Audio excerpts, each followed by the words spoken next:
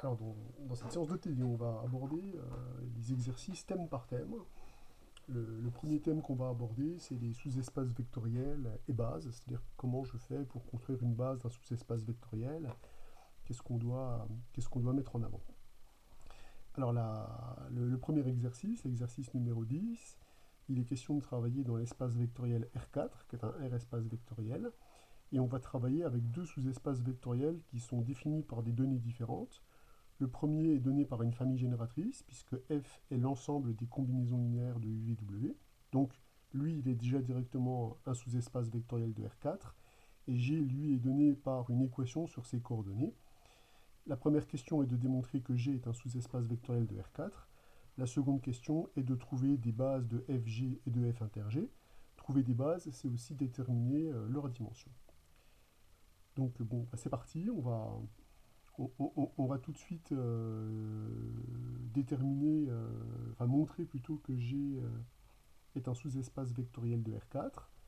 Donc pour montrer que G est un sous-espace vectoriel de R4, je vais prendre en compte quand même ce qu'on a à faire dans la deuxième question, et je vais plutôt essayer de résoudre cette équation pour exhiber une famille génératrice. On sait que résoudre l'équation qui est donnée en condition, c'est équivalent à donner une famille génératrice la plupart du temps. Donc, pour trouver une famille génératrice de G, ben, je prends déjà acte que pour caractériser les vecteurs de G, il faut déjà prendre un vecteur de R4. Donc, je prends un vecteur de R4 a priori quelconque, et j'indique que ce vecteur-là est un vecteur de G à une condition nécessaire et suffisante, c'est que x, y, z vérifie l'équation des éléments de G.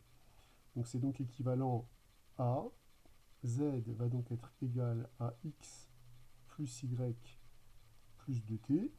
Donc en choisissant d'exprimer ma coordonnée comme ça, je fais jouer à z le rôle de l'inconnu principal, et les paramètres, le rôle seront tenus par x, y et t.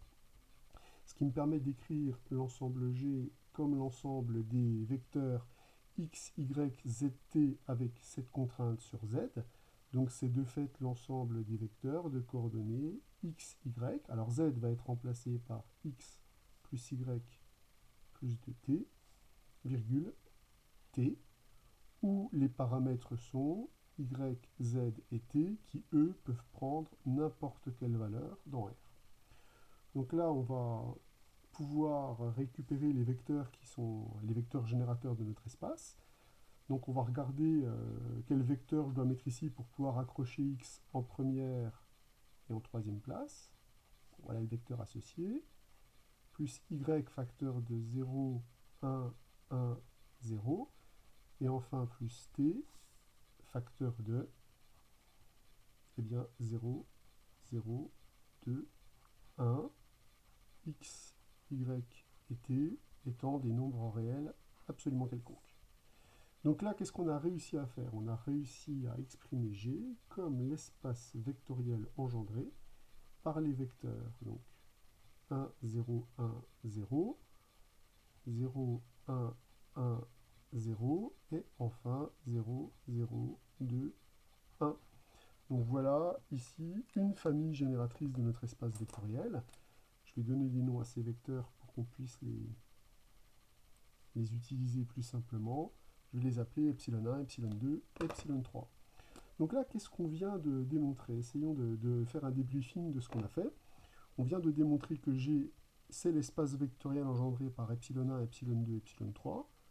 À ce titre-là, c'est donc bien un sous-espace vectoriel de R4, d'une part. De plus, on a trouvé une famille génératrice de G. On sait que epsilon 1, epsilon 2, epsilon 3 est donc génératrice de G. Et donc, on peut déjà dire que la dimension de G, elle est donc plus petite que 3. Donc on savait qu'elle était plus petite que 4, puisque c'était un sous-espace vectoriel de R4. Maintenant, on sait qu'elle est plus petite que 3, puisqu'elle a une famille génératrice. Elle possède toujours plus de vecteurs qu'une base. Donc comme la famille génératrice compte 3 éléments, une base de G comptera moins d'éléments, donc elle comptera a priori moins de 3 éléments. Donc la dimension de G est plus petite que 3. Alors on peut passer à la question 2, où il est question de trouver une base de f, une base de g et une base de f inter g, et donc leur dimension. Alors comme on vient de travailler sur g, on va finir le travail sur g. On sait que cette famille est génératrice de g. Alors il nous reste à voir maintenant si cette famille est libre. Pour montrer qu'une famille est libre, si on revient à la définition, il suffit de prendre trois scalaires alpha, bêta, gamma dans R, des scalaires tels que alpha fois epsilon 1 plus bêta fois epsilon 2 plus gamma fois epsilon 3 est égal au vecteur nul de R4. L'objectif est de savoir si alpha, bêta, gamma sont nuls. Comme ici j'ai des vecteurs de R4, l'égalité des vecteurs de R4 c'est l'égalité des coordonnées, donc on va chercher les coordonnées de ce vecteur. Et là on ne va pas se fatiguer beaucoup, parce que là on a le vecteur quand je calcule x epsilon 1 plus y epsilon 2 plus t epsilon 3. Donc il suffit de recopier ce qu'on a ici en remplaçant x par alpha, y par bêta et t par gamma. Donc on va récupérer que alpha, bêta, alpha plus bêta plus 2 gamma, virgule 2 gamma est égal à 0, 0, 0, 0, qui donne directement, par égalité des coordonnées, alpha est égal à bêta, est égal à gamma, est égal à 0. Il suffit de regarder la première, la deuxième et la dernière composante pour obtenir le résultat.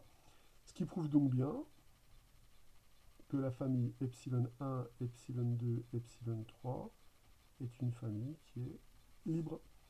Elle est libre, elle est génératrice de G, donc on obtient que epsilon 1, epsilon 2, epsilon 3 est une base de G. Et là maintenant on peut dire que la dimension de G, elle est forcément égale à 3, puisque c'est le nombre de vecteurs d'une base quelconque de G. Alors pour la liberté, ça c'est ce que je ferai à l'écrit, parce que c'est court, concis, précis, on sait exactement ce qu'on fait. À l'oral, je n'aurais pas procédé pareil. Vous voyez, à l'oral, ce que j'aurais dit, c'est, tiens, quand je prends les combinaisons linéaires de epsilon 1 et de epsilon 2, la dernière composante, elle est forcément nulle. Donc j'aurais dit epsilon 1 et epsilon 2, c'est une famille libre, parce que là, il n'y a que deux vecteurs non proportionnels, donc là, je peux bien utiliser la non-proportionnalité pour dire qu'elle est libre, et dire que epsilon 3, il n'appartient pas à l'espace vectoriel engendré par ces deux-là, puisque quand vous prenez les combinaisons linéaires de ces deux-là, la dernière composante, elle est nulle, alors que là, la dernière composante, elle est non nulle. Donc comme epsilon 3 n'appartient pas à l'espace vectoriel engendré par epsilon 1 et epsilon 2, eh bien on en déduit directement que, par lemme d'augmentation d'une famille libre, que la famille epsilon 1, epsilon 2, epsilon 3 est libre. Vous voyez, c'est pas très facile à rédiger à l'écrit, à montrer qu'on a conclu à l'écrit. Par contre, à l'oral, ça passe bien, hein, et on n'a rien écrit, on a démontré que c'était une famille libre. Alors, passons maintenant à l'espace vectoriel F, hein, qui lui est donné par une famille génératrice. Donc déjà, on peut dire que F est de dimension inférieure ou égale à 3, puisqu'il a une famille génératrice à 3 vecteurs. Donc déjà, on peut dire ça. Et on peut simplement regarder si la famille UV-W est-elle libre. Donc on sait déjà que UV-W par définition est génératrice de F.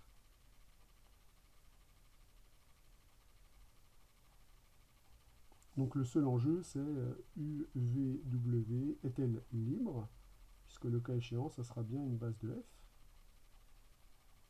C'est la question qui se pose. Alors évidemment, vous pouvez revenir à la définition comme on l'a fait ici. D'ailleurs, je vous en donne pratiquement l'ordre. On prend une combinaison linéaire de UVW et on essaye de démontrer que les scalaires de cette combinaison linéaire sont nuls. Moi, je vais revenir à ce que j'ai fait tout à l'heure. Je m'aperçois par exemple que pour les deux premiers, la troisième composante est non nulle. Donc je vais déjà dire que ces deux vecteurs-là sont clairement non proportionnels, donc ils forment une famille libre. Les combinaisons linéaires de U et V auront une troisième composante qui est nécessairement nulle. Donc W n'appartient pas à l'espace vectoriel engendré ou plan vectoriel engendré par U et V.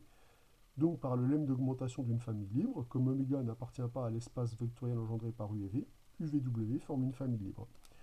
Donc la famille qui est là est bel et bien libre, ce qui permet de dire que UVW c'est une base de F, et donc la dimension de F c'est le nombre de vecteurs de cette base, c'est donc 3. Donc on a affaire à un espace vectoriel de dimension 3. Il reste à maintenant travailler sur l'espace vectoriel F inter G.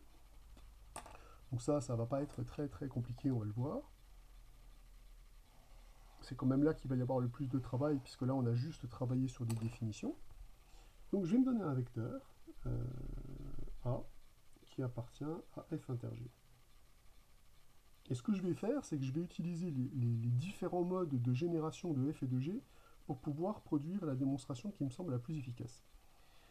Donc f, je l'ai uniquement par une famille génératrice, et g, je l'ai par une famille, par une base même, et g, je l'ai par une base ou par rapport à une équation. Et on va voir que le couple famille génératrice-équation, ça fonctionne plutôt pas mal. Déjà, je vais traduire le fait que le vecteur A est un vecteur de f. A appartient à f, cela signifie quoi? Vu qu'on a une base de f, UVW c'est une base de f, ça c'est équivalent à dire qu'il existe donc des nombres alpha, bêta, gamma dans R, qui sont ni plus ni moins que les coordonnées de A dans la base UVW, donc tel que A va être égal à alpha U plus bêta V plus gamma W. C'est-à-dire si je reviens à l'écriture dans R4, la première coordonnée, ça va être alpha plus bêta plus gamma. La deuxième coordonnée, ça va juste être alpha. La troisième coordonnée, ça va juste être moins gamma. Et la dernière coordonnée, ça va être moins alpha, moins bêta. Donc voilà comment s'écrit un vecteur de f. Tous les vecteurs de f s'écrivent sous cette forme-là. Bon. Maintenant, traduisons le fait que ce vecteur-là est dans G. Alors là, je ne vais pas utiliser la base de G, ça serait idiot, puisque j'ai déjà des coordonnées. Ce que j'ai intérêt à faire, c'est utiliser les équations. Ce vecteur-là est d'une part un vecteur de R4, et pour être dans G, les coordonnées de ce vecteur doivent vérifier ces équations-là.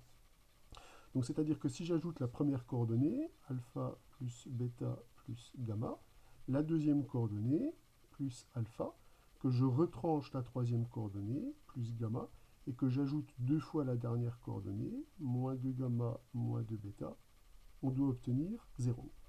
Ça va me donner une contrainte supplémentaire sur les paramètres alpha, bêta, gamma qui sont ici. C'est-à-dire que l'un va probablement passer à inconnu principal. Je m'explique quand je calcule cette expression-là. Donc des alpha, il va m'en rester combien? J'en ai ici 2, moins 2, j'en ai plus. Des bêta, j'en ai juste moins 1. Et des gamma, j'en ai 1, 2, j'en ai 2. Donc j'obtiens que moins bêta plus 2 gamma est égal à 0, ce qui est donc équivalent à dire que bêta va être égal à 2 gamma. Moralité, ce vecteur-là est dans G si et seulement si bêta va être égal à 2 gamma. Ça va me permettre de réécrire, enfin, ou plutôt d'écrire l'intersection comme étant les vecteurs qui s'écrivent comme ceci, avec la contrainte supplémentaire que bêta est égal à 2 gamma. Donc, quand je remplace ici bêta par 2 alpha plus 3 gamma, virgule, alpha, lui, c'est un paramètre, il ne bouge pas. Gamma, c'est un paramètre, il ne bouge pas. Et le petit dernier, donc moins alpha, moins bêta, ça va faire moins alpha, moins 2 gamma, où alpha et gamma, sont des paramètres réels quelconques.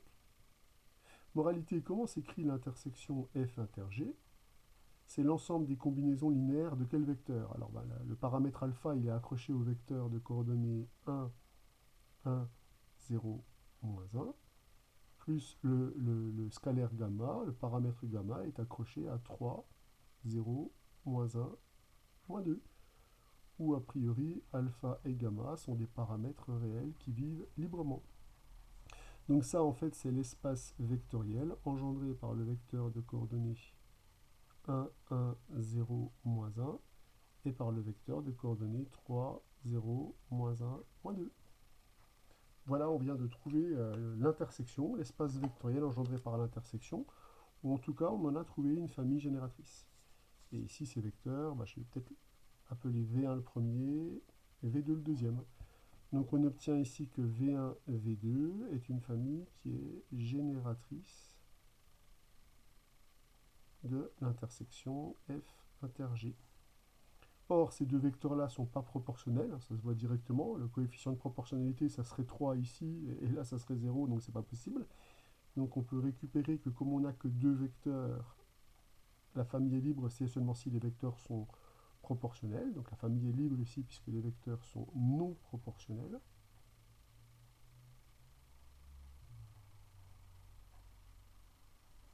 Par conséquent, la famille V1, V2 est une base de F inter G.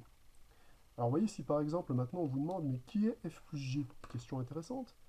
Qui est F plus G? Je pose cette question, donc on essaye d'y réfléchir ensemble. On sait que F plus G, c'est la somme de deux sous-espaces vectoriels de R4, donc c'est un sous-espace vectoriel de R4. Qu'est-ce qu'on peut dire au niveau de sa dimension? Bah, sa dimension, elle est plus grande que 3, hein, puisque cet espace vectoriel, on a vu qu'il contenait F et qu'il contenait G. Donc la question, c'est, est-ce que c'est R4 tout entier, le seul espace de dimension 4, ou est-ce que c'est encore un sous-espace vectoriel de dimension 3 qui nous donnerait des relations entre F et G?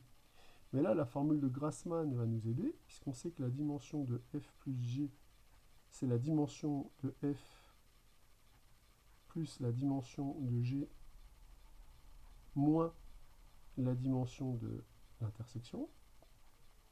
Comme la dimension de F c'est 3, la dimension de G c'est 3 et la dimension de l'intersection c'est 2, on obtient que F plus G est de dimension 4. Vous avez inclusion, puisque un sous-espace vectoriel de R4 est de dimension plus petite que 4 et inclus dans R4, égalité des dimensions. On peut donc attester que F plus G est égal à R4. Voilà. Donc un exercice qui nous fait manipuler la notion de famille libre, de famille génératrice, de base, et surtout comment on utilise les contraintes, soit des contraintes par des combinaisons linéaires, soit des contraintes par des équations. On a vu à travers cet exemple qu'on aime bien mêler les deux, on aime bien avoir des familles génératrices, mais on aime bien aussi avoir des équations qui caractérisent l'appartenance d'un vecteur à un sous-espace vectoriel. Exercice numéro 13, alors on est dans le même thème, hein, la question sera différente, mais le thème est semblable. On travaille toujours dans R4, on se donne un espace vectoriel qui est donné par une famille génératrice. L'une des familles génératrices contient un paramètre, le paramètre réel lambda, et vous avez un espace G qui est donné, lui, par des contraintes sur ces coordonnées qui sont symbolisées par des équations. Donc on vous demande une condition nécessaire et suffisante pour que f soit égal à g. Alors ce qu'on doit étudier, c'est l'égalité entre deux ensembles. On sait que l'égalité entre deux ensembles, ça se traite en général par double inclusion. En tout cas, c'est jusqu'à présent comme ça que l'on avait raisonné. Or, je pense ici maintenant que ce temps-là doit s'accompagner quand même d'une autre mesure. J'entends, f est un sous-espace vectoriel de R4. Ça, c'est à peu près clair. Et j'en ai une famille génératrice. Ce qui veut donc dire que l'espace vectoriel f est déjà de dimension inférieure ou égale à 2, puisque le nombre de vecteurs d'une base est forcément plus petit que le nombre de vecteurs d'une famille génératrice. Je peux affirmer néanmoins que la dimension elle est exactement égale à 2, puisque ces deux vecteurs ne sont pas proportionnels. Effectivement, ils sont non nuls. Pour passer de celui-là à celui-là, il faudrait multiplier par 0 pour la première composante et par 1 pour avoir la deuxième composante. Donc il n'y a pas proportionnalité. Donc on peut dès lors affirmer que la dimension de f est égale à 2. Donc, f est un sous-espace vectoriel de dimension 2 de R4, c'est-à-dire f, en d'autres termes, est un plan vectoriel, de R4. Alors, on sait que pour montrer une égalité entre deux espaces vectoriels quand on est en dimension finie, si on a l'égalité des dimensions, il suffit d'avoir une inclusion pour avoir l'égalité. Donc là, je trouve que ça vaudrait le coup, puisque f, on peut directement déterminer que c'est un sous-espace vectoriel de R4 de dimension 2, ça vaudrait le coup d'aller chercher la dimension de G. Puisque dans ces cas-là, on sait que l'égalité des ensembles, si j'ai l'égalité des dimensions, ça se limite à une inclusion. Donc on va aller chercher des renseignements sur la dimension de G. Donc voilà les renseignements qu'on va aller chercher. Et pour ça, on a besoin d'obtenir une famille génératrice de G. Donc pour écrire G comme une famille génératrice, il faut que j'écrive G en compréhension. Pour écrire en description, pour écrire G en description, il faut que je résolve les équations qui sont ici. Alors en effet, si je prends x, y, z, t, un vecteur de R4 quelconque, à quelles conditions ce vecteur de R4 choisi est-il dans G? La condition, elle est donnée par les contraintes qui sont ici. Elle doit satisfaire un système de deux équations à 4 inconnus. Donc là, on va appliquer la méthode de Gauss pour résoudre ce système. Enfin, en fait, il est déjà résolu, ce système. Alors évidemment, si vous essayez de le résoudre avec des inconnues principales x et y, vous vous dites, ah bah là, il faut que je lance la méthode de Gauss. Mais par contre, si vous dites, mais là, z, il peut avoir le statut lui aussi d'inconnu principal, et je peux totalement l'exprimer en fonction de x et de y. Et t ici, il peut avoir le statut d'inconnu principal, et je peux parfaitement l'exploiter en fonction de x et de y. Donc en fait, ce système-là, il est déjà écrit sous forme résolue. Alors il faut juste faire attention au fait ici que z et t sont les inconnues principales.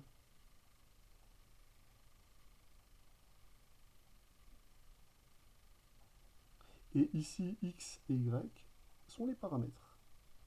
Donc le système est déjà résolu, il faut juste faire attention à qui on appelle inconnu principal, qui on appelle paramètre. Donc là, on n'aura même pas directement à lancer la méthode de Gauss, on a juste à faire très attention à ce qu'on manipule dans ce système. Moralité, l'ensemble G, donc les termes x, y sont des paramètres, donc je vais dire c'est l'ensemble des quadruplets de la forme x, y, z, t avec ses contraintes ici sur z et sur t. On a résolu le système. Donc ça va me faire l'ensemble des x, y, donc z c'est moins x plus y et t c'est x plus 2y, avec ici x et y dans R, que je vais pouvoir réécrire à l'aide d'une famille génératrice. Je mets en avant les paramètres et je regarde quels sont les vecteurs qui leur sont accrochés, puisque là, en résolvant le système, on a mis en avant deux paramètres x et y. Donc le vecteur ici, ça va être 1, 0, moins 1, 1. Et le vecteur que j'accroche à y, c'est 0, 1, 1, 2. Moralité, on vient de démontrer que G, c'est l'espace vectoriel engendré par les vecteurs 1, 0, moins 1, 1, et par le vecteur suivant. On obtient donc une famille qui est génératrice de G. Donc si ce vecteur-là, je l'appelle epsilon 1, et si ce vecteur-là, je l'appelle epsilon 2, on vient de montrer que epsilon 1, epsilon 2 est une famille génératrice de G.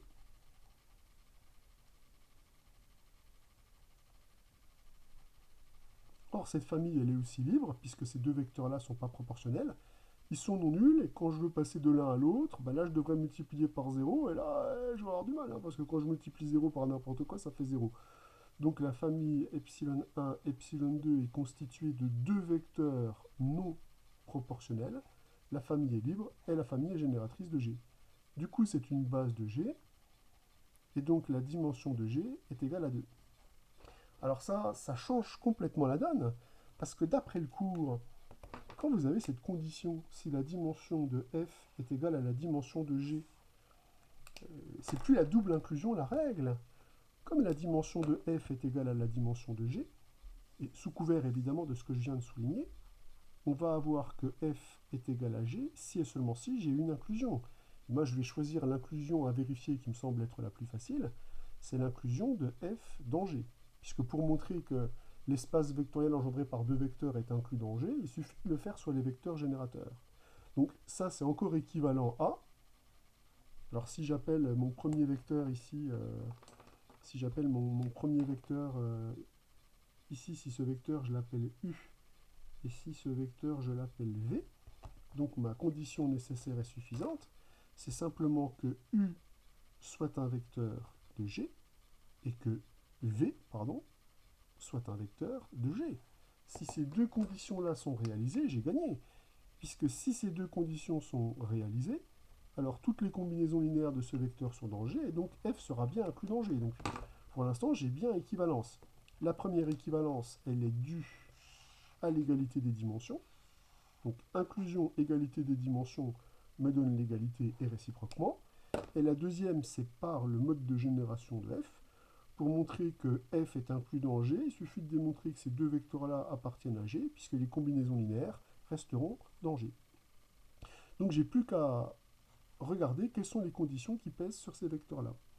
Alors, le vecteur V, lui, est clairement un vecteur de G, puisque si vous calculez les équations qui sont ici, ici on va récupérer 0, moins 1, plus 1 qui fait 0, et le vecteur, les conditions qui sont ici, vous allez récupérer donc 0 plus 2 moins 2 qui fait bien 0. Donc le vecteur V, le fait qu'il est dans G, check, c'est bon. Et le vecteur U, à quelles conditions il est dans G? Le vecteur U, je vais l'écrire ici, appartient à G à la condition nécessaire et suffisante que ces coordonnées vérifient ces deux équations.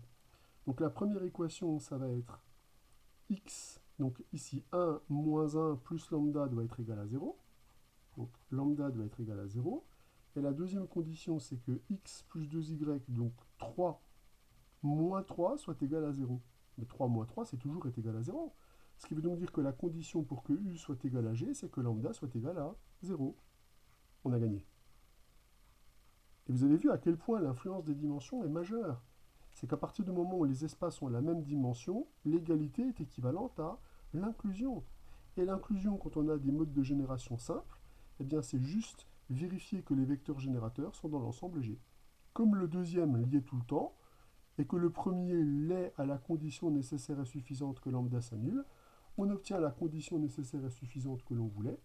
On obtient donc que f est égal à g, si et seulement si lambda est égal à 0.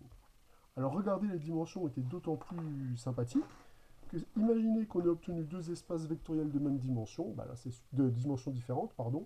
Là on était sûr que l'égalité ne pouvait jamais être réalisée. Alors l'exercice numéro 14, il est question de travailler dans l'espace vectoriel Rn de x, ça nous changera des puissances de R, où on doit démontrer que cette famille est une base de Rn de x, et une fois qu'on saura que c'est une base, de déterminer les coordonnées des polynômes de la base canonique dans cette nouvelle base. Donc cette famille de vecteurs, je l'ai appelée P ronde, alors je devrais l'appeler Pn, puisque c'est une, a priori, famille de Rn de x, autant l'indicer par ici le paramètre n. Alors, la première chose que je vais regarder, puisque je suis en dimension finie, je sais qu'une base, une famille est une base si et seulement si elle est libre et génératrice de notre espace vectoriel. Seulement ici, il faut tout de suite faire attention au fait qu'on travaille dans un espace vectoriel de dimension finie. Et donc la caractérisation des bases en dimension finie est ici totalement applicable. Je m'explique. Rn de x, on connaît sa dimension, on sait que c'est un espace de dimension n plus 1. Donc je sais déjà qu'il y a une condition nécessaire pour que cette famille soit une base, c'est qu'il faut que le nombre de vecteurs de la famille P, le nombre de vecteurs qu'il y a dans cette famille, ce soit la dimension de l'espace vectoriel.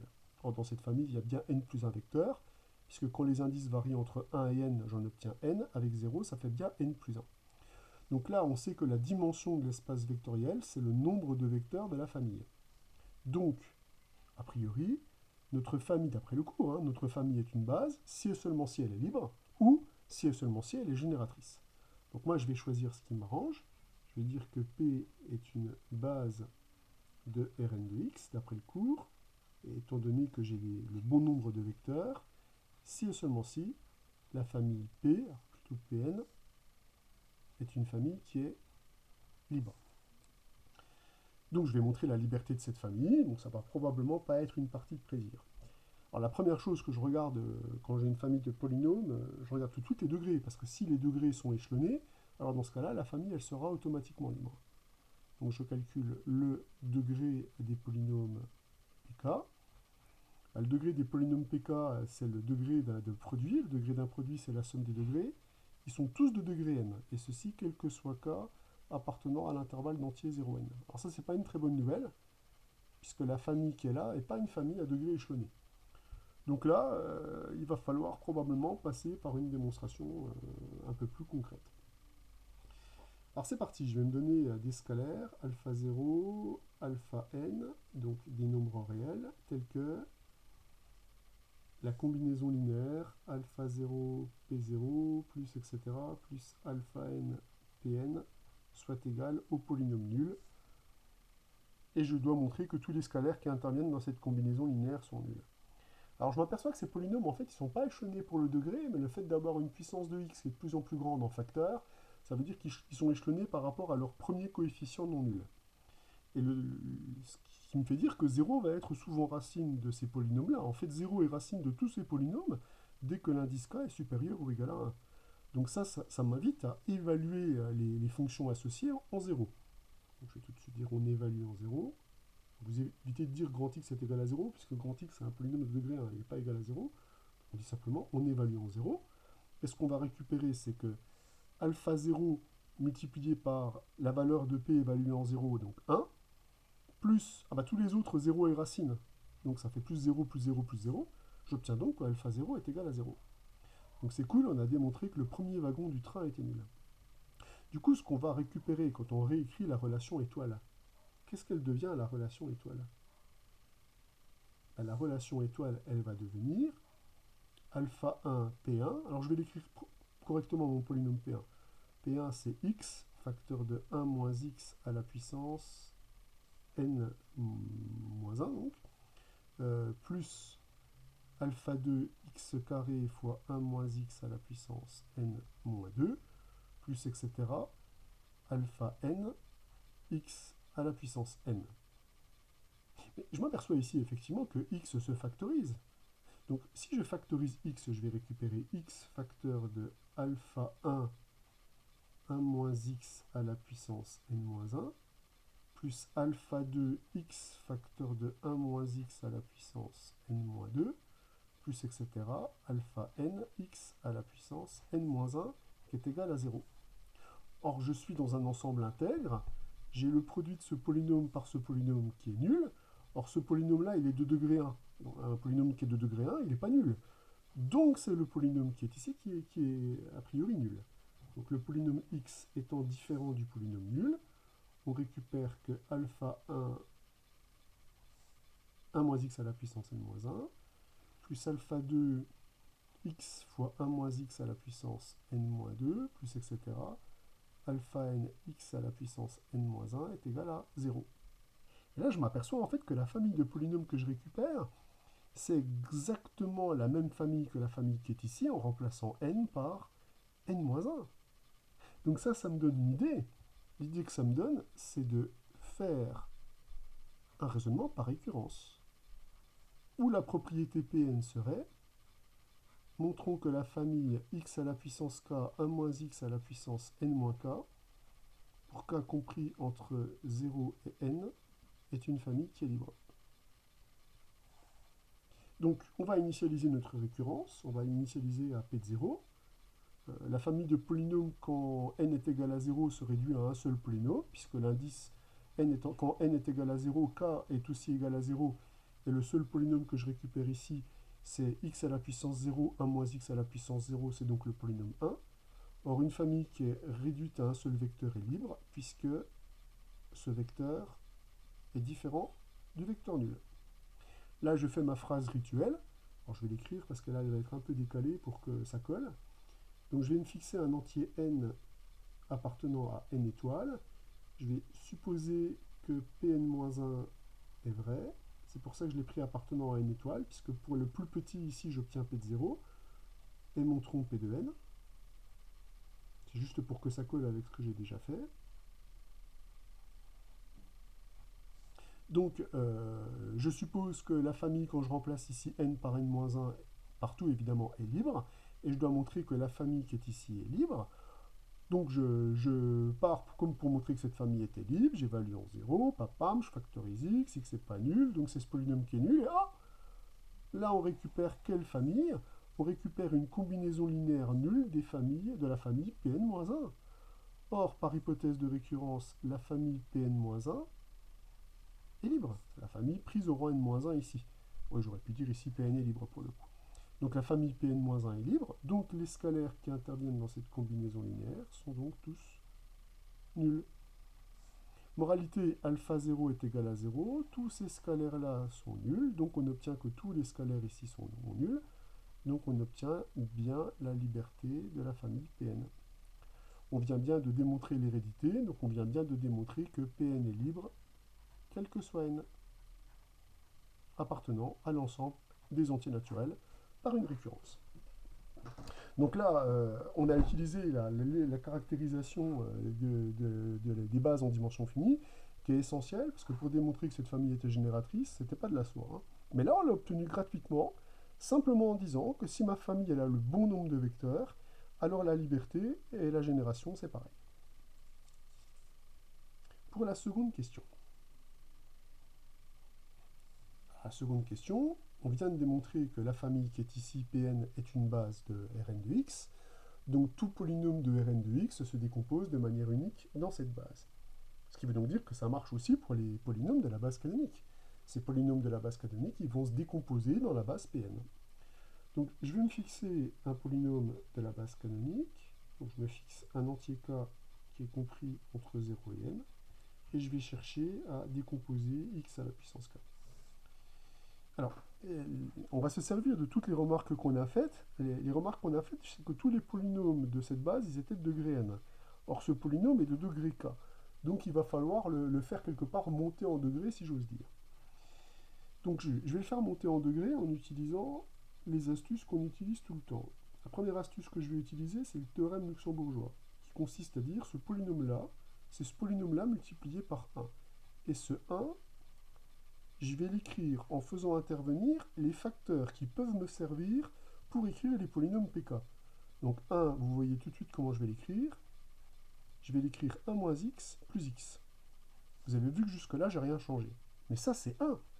1 est égal à 1, même si je le mets à une puissance L, peu importe cette puissance entière. Donc cette égalité-là, elle est parfaitement vérifiée pour toute L appartenant à l'ensemble des entiers naturels. Ce qui veut donc dire que L, je pourrais lui attribuer n'importe quelle valeur, et évidemment, je vais lui attribuer la valeur qui m'arrange.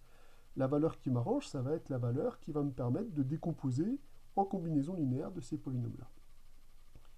Là, je vais utiliser la formule du binôme de Newton pour linéariser cette expression et faire apparaître des termes de ce type-là. Donc on va récupérer la somme pour i variant entre donc 0 et ici L de i parmi L multiplié par... Alors d'habitude, je mets la puissance la plus simple sur le terme le plus difficile. Ici, j'ai intérêt à banaliser la puissance ici sur ce terme-là, puisque c'est lui qui fournit l'indice de pk. Donc là, je vais m'adapter à la situation. Je vais plutôt écrire ça, x à la puissance i, 1 moins x à la puissance L moins i. Le x à la puissance k ici, je vais développer, je vais donc le rentrer dans la somme, ce qui va me donner la somme pour i variant entre 0 et L de i parmi L, x à la puissance i plus k, 1 moins x à la puissance L moins i. Alors la question, c'est maintenant comment choisir L de manière à faire apparaître des polynômes de cette famille. Je vais utiliser la particularité qu'on a déjà vue pour les polynômes de cette famille. Ils sont tous de degré n. Donc, la somme entre la puissance qui est là et la puissance qui est là, pour que ce polynôme-là fasse partie de la famille Pn, cette somme, elle doit être égale à n. Donc cette somme-là, je vais la contrôler avec ces termes-là. Je vais donc choisir L. Donc là, c'est un choix que l'on fait. Et on a le choix. On choisit a priori L, de sorte à avoir... de sorte que i plus k plus L moins i soit égal à n. C'est-à-dire de sorte que...